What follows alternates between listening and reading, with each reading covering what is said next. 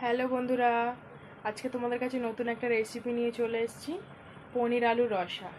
চলো তাহলে শুরু করা যাক।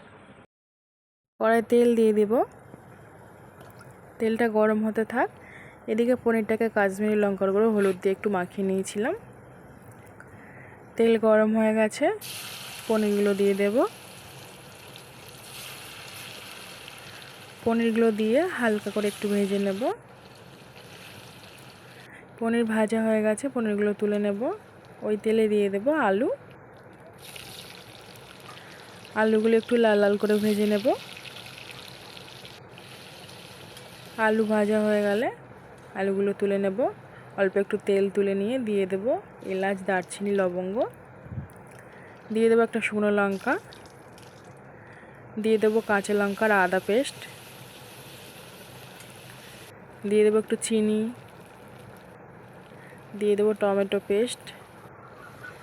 ভালোভাবে মশলাটা কষিয়ে নেব। কষানো হয়ে গেলে দিয়ে দেব কাজু আর পোস্ত একসাথে বেটে রেখেছিলাম, ওটাই দিয়ে দেব।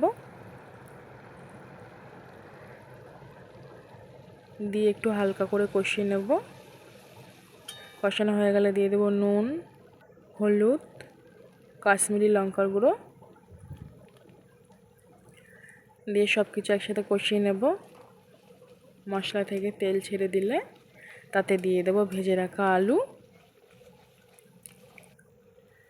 আলুগুলো ভালো করে মশলার সাথে কষিয়ে নেব। দিয়ে দেব ভেজে রাখা পনির আলু একসাথে মশলার সাথে কষিয়ে নিয়ে দিয়ে দেবো ওতে একটু জল দিয়ে ঢাকা দিয়ে দেব। ঢাকা দিয়ে রেখেছিলাম, আলুগুলো সিদ্ধ হয়ে গেছে। দিয়ে দেবো একটু গরম মশলা গুঁড়ো, দিয়ে দেবো একটু কসুরি মেথি আর একটু ঘি। রান্না একদম কমপ্লিট। যদি ভালো লেগে থাকে ভিডিওটা, একটা লাইক, একটা কমেন্ট, একটা শেয়ার করে দিও।